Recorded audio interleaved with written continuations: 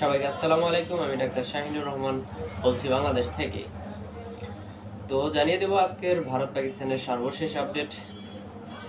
তো আজকের খবর ইতিমধ্যে থাম্বনেল দেখেই বুঝতে পারছেন কি খবর হতে চলছে। তো বিষয়টা হচ্ছে আজকের যে আপডেট সেটি হচ্ছে ভারতের যে সেনাবাহিনী সেটি নাকি তারা নাকি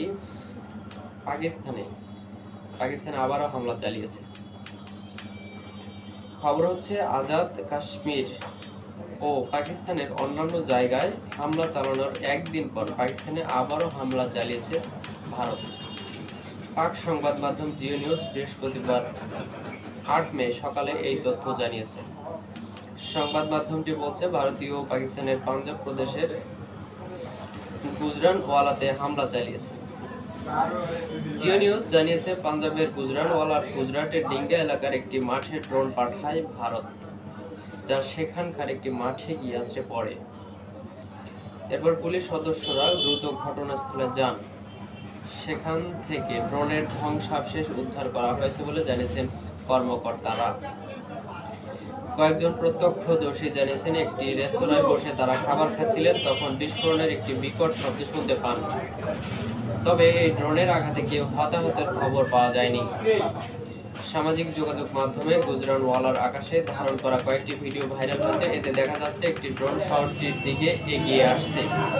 তখন ড্রোনটি ভূপাতিত করতে প্রতিরক্ষা ব্যবস্থা থেকে মিসাইল ছড়ে পাকিস্তান। তারা সফলভাবে এটি ভূপাতিত করতে সমর্থ হয়। স্থানীয় সংবাদ মাধ্যম মার্কো টাইমস জানিয়েছে গুজরানওয়ালায় ড্রোন ভূপাতিত করা হয়েছে, যা ডিঙ্গার কাছে আছড়ে পড়েছে। কোনো ক্ষয়ক্ষতির খবর পাওয়া যায়নি। প্রত্যক্ষদর্শীরা জানিয়েছেন তারা প্রতিরক্ষা মিসাইলের বিকট শব্দ শুনতে পান। ওই সময় ড্রোনটি মাটিতে আছড়ে পড়তে দেখেন তারা। ওই সময় সেখানকার মানুষের মধ্যে আতঙ্ক দেখা দেয়। তবে সংবাদ মাধ্যমটি স্পষ্ট করে জানায়নি ড্রোনটি কোথা থেকে এসেছে। এছাড়া পাক সরকারও আনুষ্ঠানিকভাবে এ ব্যাপারে কোনো তথ্য জানায়নি। অপরদিকে জিও নিউজ ছাড়া মূলধারার সংবাদ মাধ্যমগুলোতে এ নিয়ে কোনো খবর প্রকাশ করতে দেখা যায়নি। তবে অল্প সময়ের মধ্যে এ নিয়ে সরকারি তথ্য জানা যেতে পারে বলে উল্লেখ করেছেন সংবাদ মাধ্যমটি। এদিকে ভারত পাকিস্তানের উত্তেজনার মধ্যে বুধবার ভোরে নয়াদিল্লি যান ইরানের পররাষ্ট্রমন্ত্রী আব্বাস আরাকচি।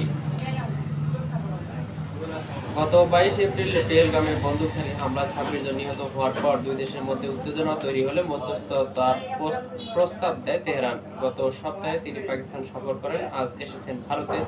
তিনি ভারত পাকিস্তান মধ্যে উত্তেজনা প্রশমনে কাজ করবেন বলে ধারণা করা হচ্ছে। মঙ্গলবার মধ্যরাতে আজাদ কাশ্মীর ও পাকিস্তানের অন্যান্য জায়গায় হামলা চালানোর পর পাকিস্তানের বিমান বাহিনী তাৎক্ষণিক পাল্টা হামলা শুরু করে। এ সময় ভারতে 5টি যুদ্ধ বিমান ভূপাতিত করা হয়।